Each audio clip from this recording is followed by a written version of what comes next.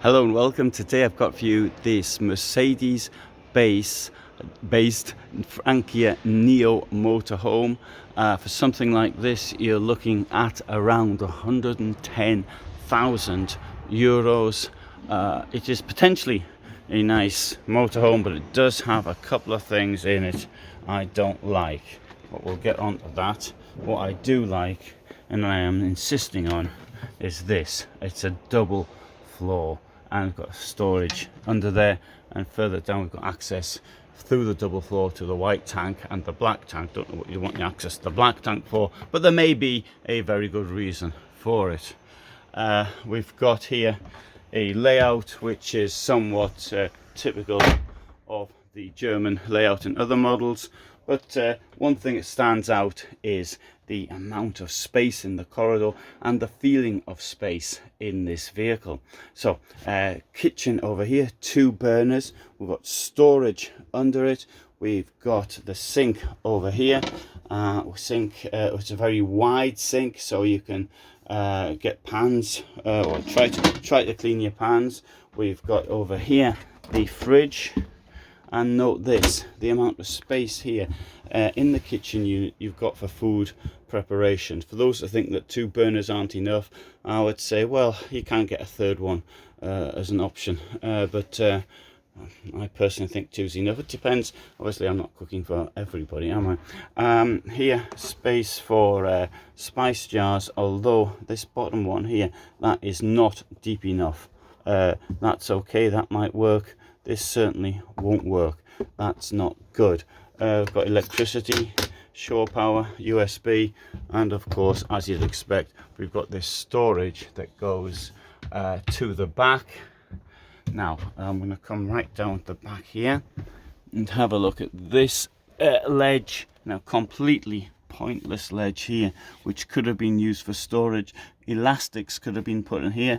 They cost nothing. This van is going to cost, I don't know exactly how much it costs, but we're looking, I'm going to suggest you're not going to have much change from 120,000 euros. And you know, for a couple of elastic bands, Kipur system, for example, I'll give you a link below if I remember to put it in.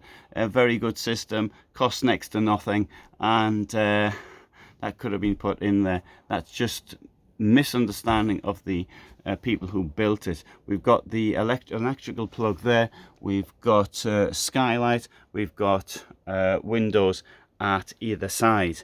Here we've got a plate, and here we've got this, and the plate comes in here, and this goes in, and then this goes in there, and then you've got an absolutely enormous bed.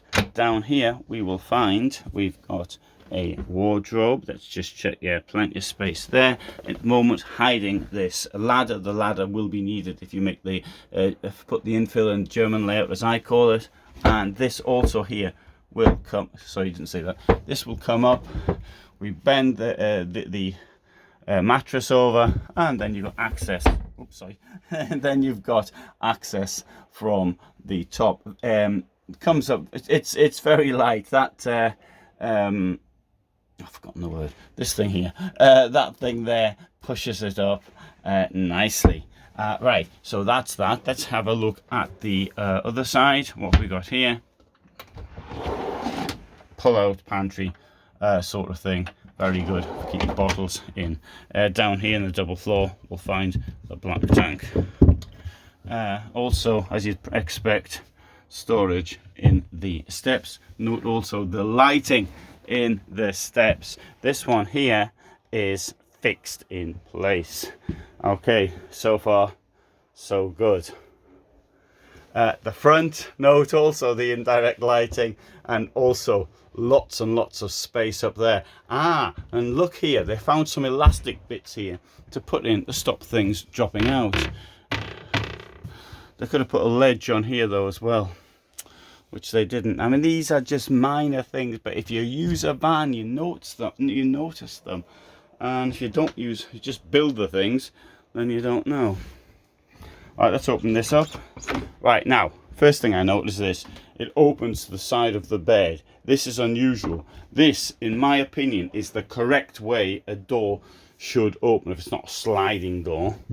then sorry, the reason is that whereas you're more likely to use the toilet more often from the front side, it's when you get up at night and you're still half asleep that you want as fewer problems as possible. So that absolutely gets my vote of approval. You've got this enormous shower inside here. Now that should also get my vote of approval, but there's something in here I don't like at all. I'm going to see if it's working. Now the first thing I note is that this thing here, that's to stop the toilet getting damp, and I think that should really actually come out and be flat. But we're now going to try something. We're going to try an experiment. The sink is out. Where's the toilet? Well, to find the toilet, you've got to push this in like that. There's your toilet. Now, unless you're an exceptionally good shot, you're going to have to get the toilet to come out. Let's see if the toilet comes out.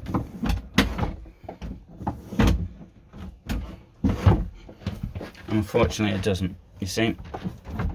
Oh no, it's the reason. Hey, sorry. It's a very good reason it doesn't come out. Sorry, that was my fault. Sorry. And there you go. There's the toilet come out. Now the thing is this though, they often fail, and it's a pity really, but it's such a nice motorhome. Anything, I think, like a toilet, sink, I personally believe they have to be fixed. There may be really tiny vehicle where it's not possible. Obviously when this is out, you've got a much smaller shower unit, and you might need a huge shower unit. It might be the size of your body or something like that, but it's a pity that this often doesn't work. Have I got it in? No, I haven't. There. I can't get it in now.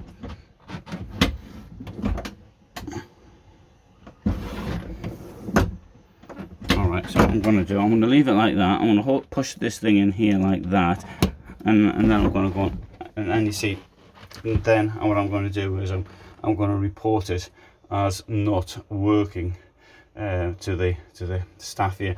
Thing is this, if you're out in the middle of nowhere, you've got no one to report it to. So what a pity, yeah?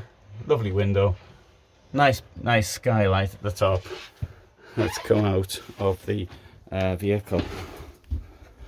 Second point I don't like, although I must point that this one worked really well. These panels, I often find when I come into a van, they just don't turn on, or they take some time to actually come on. In this case, let's see, so it goes off in no time at all. It goes off in no time at all. All right, there you go. Bit more force is needed. Right, this one here booted up when I came in almost immediately.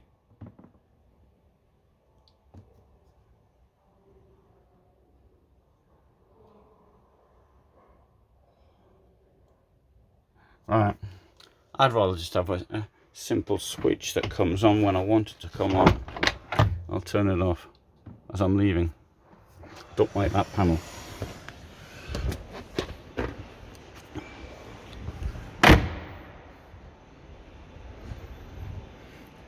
Lovely big garage, outstanding.